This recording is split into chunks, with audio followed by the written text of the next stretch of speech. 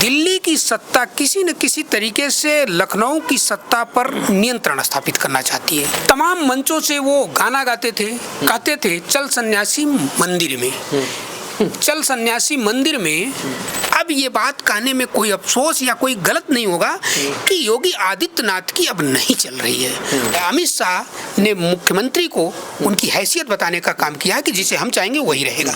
Thakur mafia के खिलाफ कोई कार्रवाई नहीं हुई, चाहे वो धनंजय सिंह हो, चाहे वो ब्रजभूषण शरण सिंह हो, चाहे वो विनीत सिंह हो, चाहे वो दूसरे ब्रजेश सिंह हो, जितने भी छोटे से बड़े तक किसी भी माफिया के खिलाफ जो छत्री है उसके खिलाफ इस सरकार में। जौनपुर के चुनाव के जो प्रत्याशी हैं कृपा शंकर सिंह, वो आए हैं बाया कांग्रेस और वो दिल्ली कांग्रेस के समय में वो गृह मंत्री रहे थे वहाँ के, और दिल्ली दरबार की वो पसंद है। धनंजय सिंह को रोकने का काम किया गया है, तो कानून अपना काम करता है, ठीक है, लेकिन कानून चुनाव के समय इतना तेज काम क्यों करता है? और इसके बाद अमित शाह का नंबर आ सकता है और उनके सामने सबसे बड़े प्रतिद्वंदी बनकर उभर रहे हैं योगी आदित्यनाथ। तो ऐसे में अमित शाह अगर योगी को खत्म नहीं करेंगे, उन्हें डैमेज नहीं करेंगे, तो क्या करेंगे? मुख्यमंत्री योगी आदित्यनाथ को अगर देखा जाए तो दो बड़े झटके लगे। पहला तो ये, कल यूपी सरकार का कैबिनेट विस्तार हुआ और उसमें ओम प्रकाश जगह को कैबिनेट मंत्री की शपथ दिलाई गई है। वो ओम प्रकाश राजभर जो सीएम योगी को कहते थे चल सन्यासी मंदिर में, कुछ इस तरह का गाना गाते थे, एक तरीके से उन पर तंज कसते थे। और ये सिर्फ इतना ही नहीं कहते थे, आप उनके भाषणों को अगर आप देख लीजिए, तू करके बात करते थे।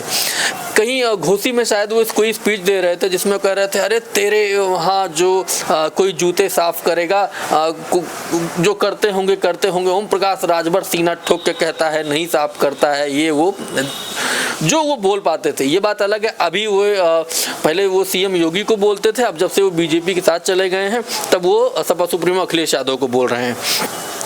कल दो झटके लगे हैं मुख्यमंत्री योगी आदित्यनाथ को। एक तो उनके इतने बड़े विरोधी को उनकी ही सरकार में मंत्रिमंडल के विस्तार में शामिल किया गया, और दूसरा उनके एक करीबी धनंजय सिंह को कल सजा हुई। वैसे सजा आज हुई है, कल उन पर दोष सिद्ध हुआ था और आज उनको 7 साल की सजा हुई है। और अगर आप इस पूरे मामले को देखें किस तरह से इस पे राजनीति हुई है, बीजेपी का जब टिकट जारी हुआ 51 लोगों की, जो 80 लोकसभा की सीटें जो उत्तर प्रदेश में, उस पर 51 उम्मीदवारों का बीजेपी ने नाम जाहिर किया। उसमें जौनपुर भी सीट थी और वहाँ पर बीजेपी ने कृपा शंकर सिंह को उम्मीदवार बनाया।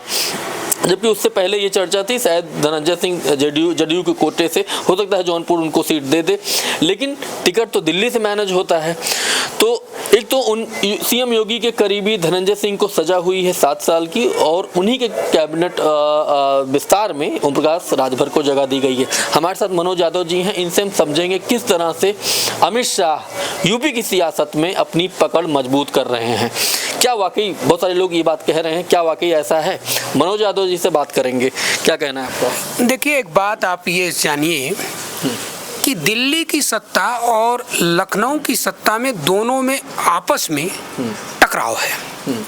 ये बात आपने खुद अपने उसमें कहा और देखा भी है तमाम मंचों पर, तमाम जगहों पर, तमाम कार्यक्रमों में, कि दिल्ली की सत्ता किसी न किसी तरीके से लखनऊ की सत्ता पर नियंत्रण स्थापित करना चाहती है और जगह जगह समय समय पर योगी आदित्यनाथ को कहीं ना कहीं उनकी हैसियत बताने का काम करती है। इसी क्रम में जो कल आप मंत्रिमंडल विस्तार की आप चर्चा कर रहे हैं, ओम प्रकाश राजभर जी ऐसे नेता हैं जो सबसे ज़्यादा, मुझे लगता है कि सबसे बड़ी विपक्षी पार्टी और सत्ता प्राप्त करने में जिसमें क्षमता थी वो समाजवादी पार्टी है। समाजवादी पार्टी के नेता या समाजवादी पार्टी के कार्यकर्ता योगी आदित्यनाथ पर उस तरह का अमर्यादित टिप्पणी नहीं करते थे जिस तरीके का ओम प्रकाश राजभर जी करते। ओम प्रकाश राजभर जी क्या नहीं कहा योगी आदित्यनाथ को, कहा, उनका एक वक्तव्य था कि इस देश में 2 झूठे हैं, एक बड़का झूठा दिल्ली में है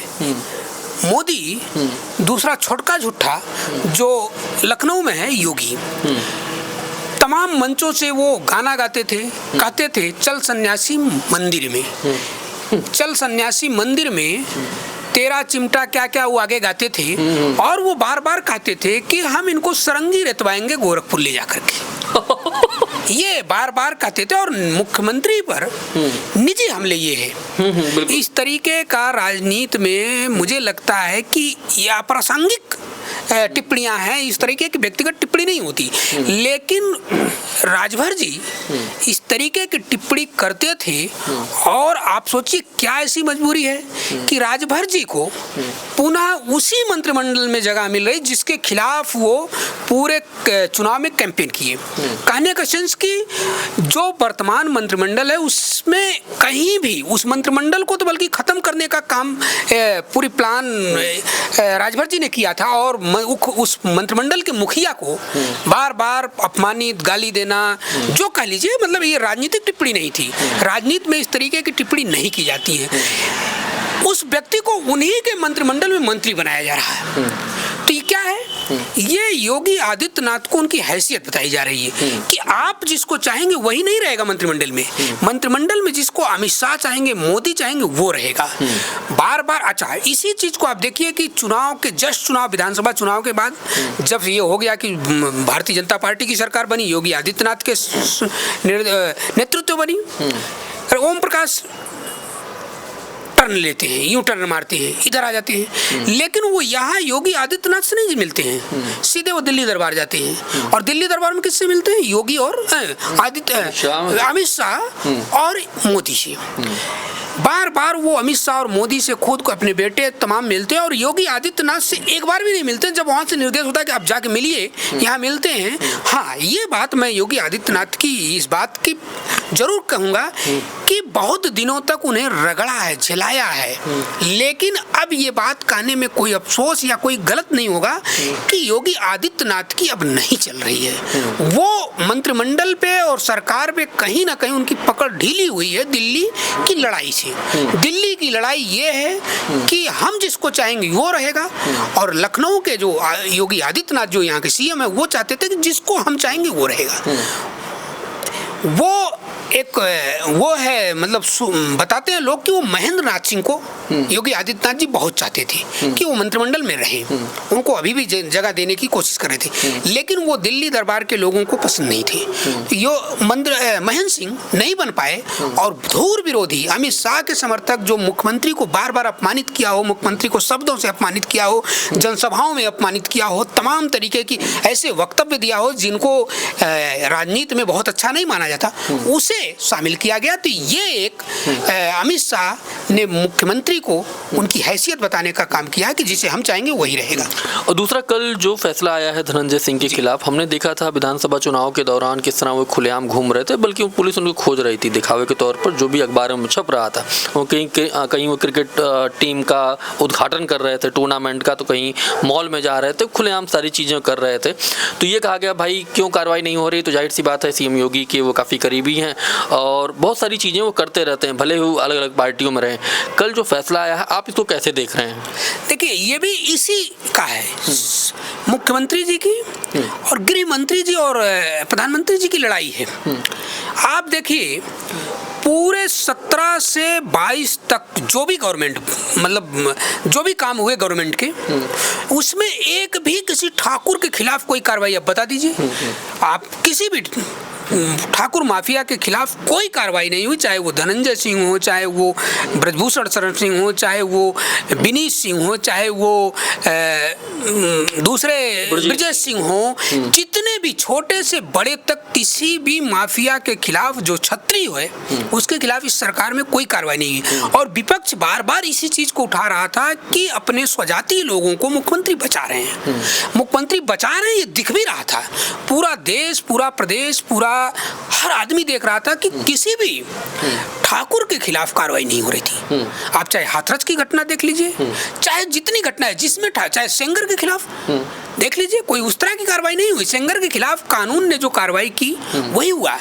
लेकिन और किसी भी ठाकुर के खिलाफ, किसी भी छत्री के खिलाफ, किसी भी इस तरह के माफिया या इस तरह के अपराधी के खिलाफ कोई कार्रवाई नहीं हुई। लेकिन कल जो कार्रवाई हुई वो आप उसको जौनपुर के चुनाव से भी देखिए।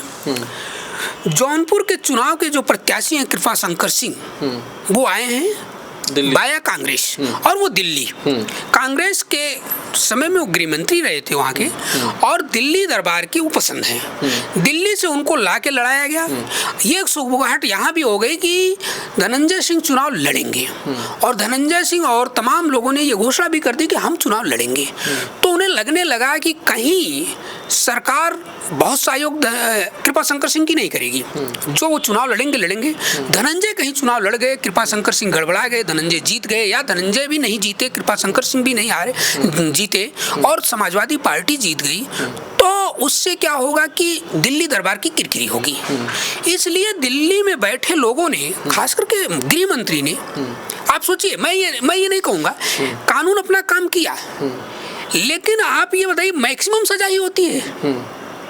तो वो एक तरीके से रोकने का, धनंजय सिंह को रोकने का काम किया गया है। कानून अपना काम करता है, ठीक है, लेकिन कानून चुनाव के समय इतना तेज काम क्यों करता है?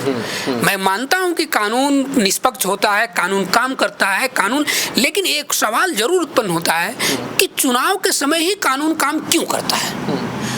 एक दिन आपने पकड़ के लाया, गिरफ्तारी, सजा निर्धारित होगी, और आम जन को ये नहीं पता था कि 7 साल से ज्यादा की सजा होनी है।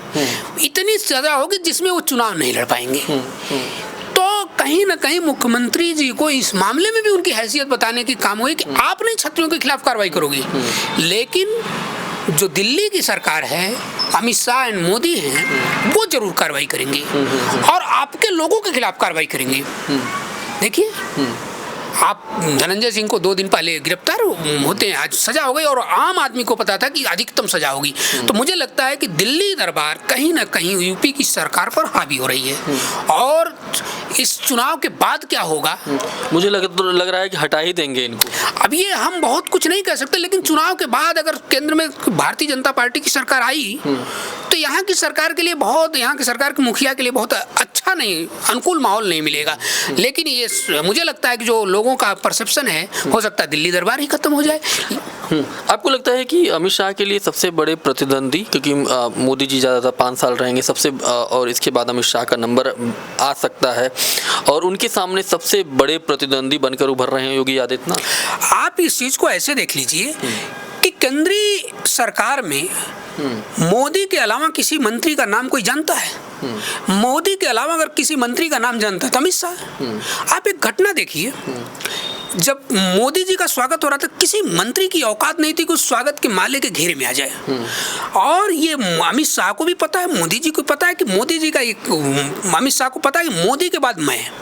लेकिन जो उत्तर प्रदेश का सिनेरियो, उत्तर प्रदेश के जो इस तरह के लोग हैं, वो अमित शाह, योगी आदित्यनाथ को पसंद कर रहे हैं, योगी आदित्यनाथ को अमित शाह के मुकाबले खड़ा कर रहे हैं, और मोदी के बाद योगी का नारा दे रहे हैं।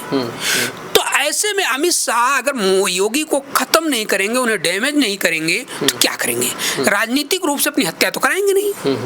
तो राजनीतिक रूप से मुझे लगता है कि अगर कोई इस समय प्रतिद्वंदी है अमित शाह का, तो योगी आदित्यनाथ जी हैं। योगी आदित्यनाथ की जो फैन फॉलोइंग है, सब में नहीं है, लेकिन सांप्रदायिक ताकतों में उनकी अच्छी वो है। वो अलग-अलग जो लोग सांप्रदायिकता के एंगल से सोचते हैं, इस देश में सांप्रदायिकता को बढ़ाने में जिनका योगदान है, उनमें उनकी फैन फॉलोइंग अच्छी है। तो अच्छा, वही फैन फॉलोइंग अमित शाह की भी है। तो अमित शाह, मोदी के बाद कौन? अमित शाह। अब अगर मोदी के बाद कोई योगी कहेगा, तो स्वाभाविक सा बात है अमित शाह को खलेगा। इसी का मुझे लगता है ये लड़ाई चल रही है, ये वर्चस्व की लड़ाई है। वर्चस्व की लड़ाई में अभी अमित शाह हावी दिखते रहे।